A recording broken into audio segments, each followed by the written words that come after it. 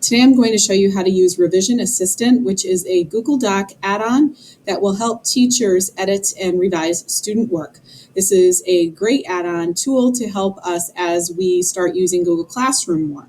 Teachers have expressed to me many times that they're concerned about the fact that they can't have specific comments on specific areas to do with editing. They know they can use the comment button, but that isn't enough for some of them.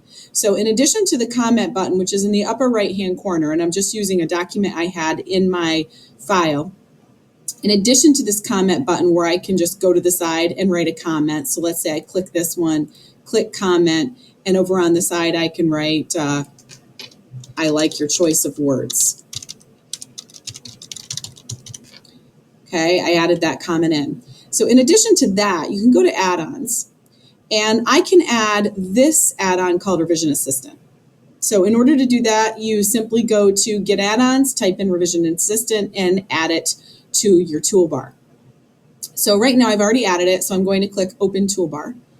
And when I get to Open Toolbar, it'll pop up on the right-hand side, and I have some revision tools. I have two menus. One is Conventions and one is Structure. So if I click Conventions, I have basic writing conventions listed on the side.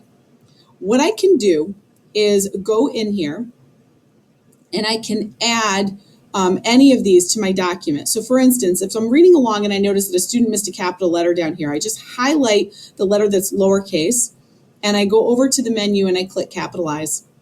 And when I do that, if you notice in my document, the letter has been changed to a capital S, but there's been a parentheses put around it. So the student knows it needs to change. I can do this with periods. So let's say I need a period here. I click it and click the word period, and the period's added with parentheses around it. Let's say I don't want a word. I can highlight that word and click omit, and there'll be a red mark and a line through it to tell me I want to omit it. Let's say I want to insert a word or a phrase or a suggestion. I would typically do this when I'm normally carroting something in. So let's say I go down here and I want to say can be done at home or at school on any device. I want to say can be easily done. So I'll click where I want that word added and I'll click insert and I can type it in. And just like if we were writing on the paper, the word easily is right here on the bottom and it's been added in for us. So now when the student goes back to this work later on, he or she will see all the editing changes that have been made and they can go right back in and fix it and then resubmit the paper. There is a running total down the side of how many times we have these occurrences. Now I've practiced a couple times on this. That's why it shows there's 3 occurrences and 2 occurrences when you're only seeing 1. But that'll give me a running tally. Underneath it, I also have my second menu, which is Structure. Structure works the same way. I have 7 choices on structure. Let's say I wanted to add a paragraph. I'll just click where the paragraph needs to be added and I click the word paragraph and it'll give me the paragraph symbol, which is great.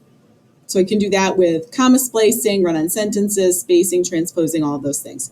When I am all done and I want to submit this back to the student, this is great if I also want to print it out so I can have this as a hard copy document.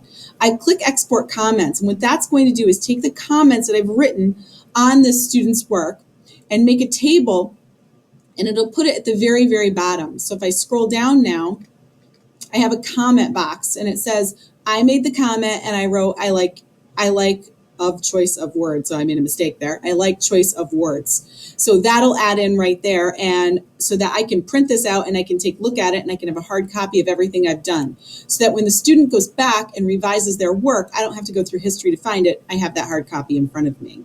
So I really liked this. I just found it and kind of played with it a little bit. It's fairly new. I hadn't seen this before, so I think it'll be updating pretty readily.